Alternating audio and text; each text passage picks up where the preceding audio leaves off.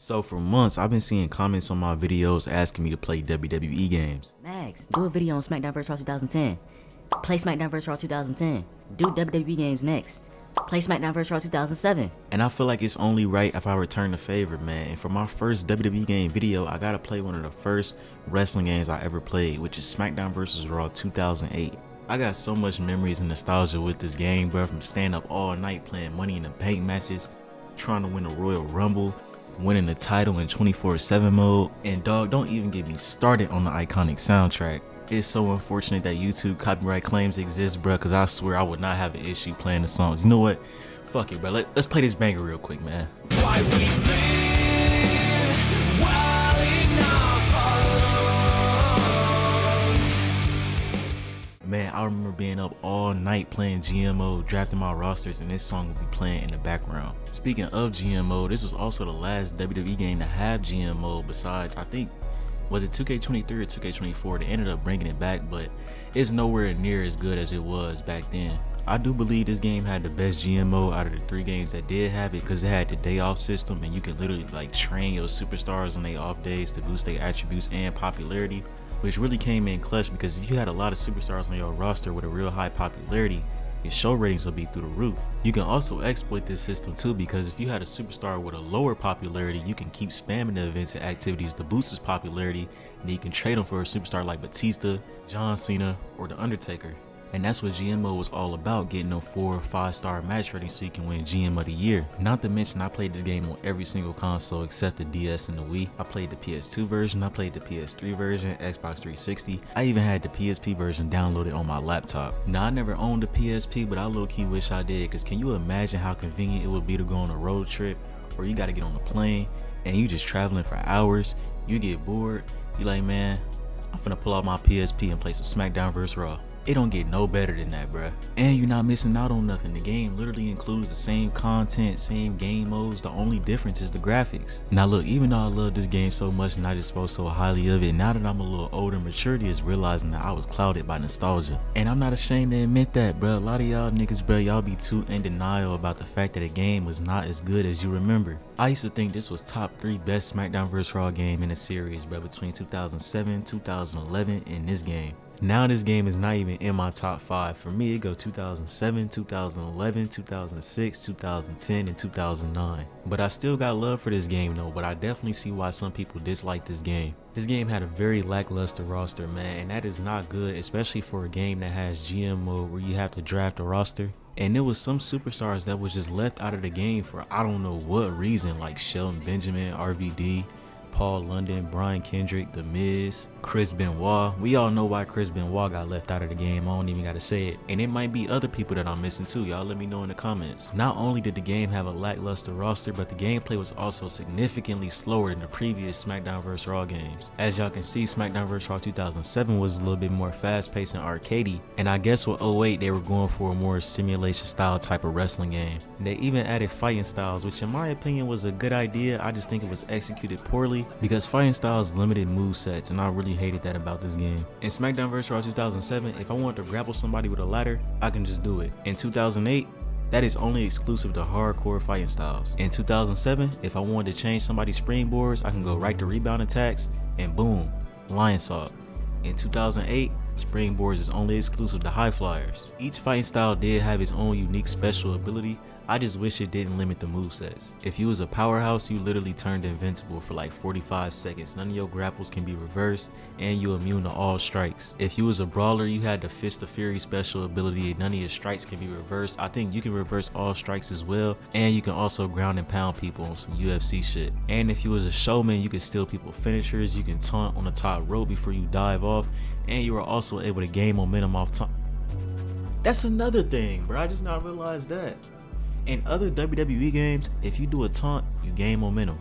In this game, that was only exclusive for showmen. Like, do you know how dumb that is, bruh? Then you had your dirty superstars like Edge, Randy Orton. They'd run behind the referee, push him on the ground, knock him out, then go sneak to grab a weapon from under the ring. They'd punch you in the nuts, they'd poke your eyes out. They using all type of dirty tactics in order to win the match. Then you had your technical wrestlers. Oh my god, these was the most annoying motherfuckers to go against, bro. I'm telling you, I used to rage so hard going against people like Bobby Lashley, MVP, William Regal, Gregory Helms, because it was one, they were just giving out technical like it was candy, my nigga. Like, a lot of wrestlers in this game was technical, and the reason why it was so OP because you literally reverse everything all the way up until you got to light damage, which is crazy because imagine you playing on legend difficulty, the nigga already reversing everything, then you gotta get him to light damage. You can't even get him to light damage because he reversing every damn thing. It's straight up BS, bro, I ain't gonna lie. And technical wrestlers had the most well-rounded movesets. Then you had your submission specialist, and then last but not least,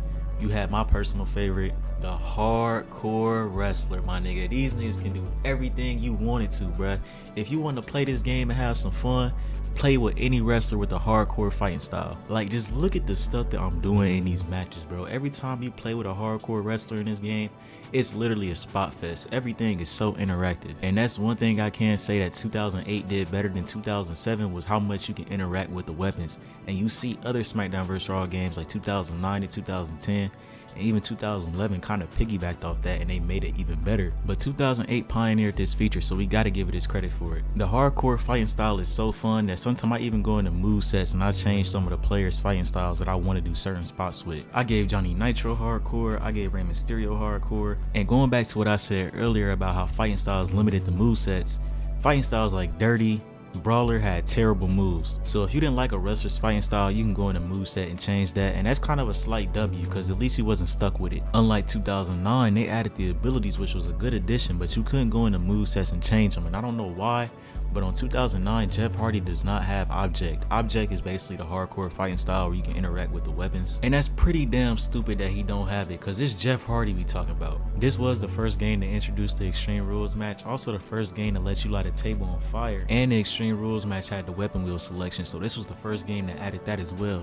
Now, even though the Extreme Rules match is fun in this game, I kind of wish that you can play it in other arenas, because the ECW arena is kind of trash. I'm gonna keep it a buck with you, but I guess the return to ECW was supposed to be a big deal about this game, so the Extreme Rules match is only exclusive to the ECW arena. So I just spend most of my time in TLC matches, just straight up wilding out, man. Look what I'm doing with my boy Matt and Jeff right here. Off the top rope, swanton bomb. And it's crazy because even all the things that's wrong with this game, I still somehow have more fun on this game than I do on 2K24. Now that I covered pretty much everything about this game, let's get into the story mode, man. So unlike the previous SmackDown vs. Raw games that had season mode, they decided to replace it with 24/7 mode, which was a real good idea because now you can control your wrestler on your off days, you can train, you can do events and activities to boost your popularity. And you will probably think like, wow, I get to play season mode, but it's much more interactive. It don't get no better than this, man, until you actually play it. When I tell y'all, bro, the storylines literally make no sense. 1 minute MVP will be texting my phone telling me he don't got no respect for me, or the next week he'll be shaking my hand or coming to save me from getting jumped after my match. It's just a whole bunch of confusion, bro. Once again, great idea, poor execution. And even when I was younger, I was aware of how bad and all over the place the 24/7 mode was. But even though I'm aware of that, weirdly enough,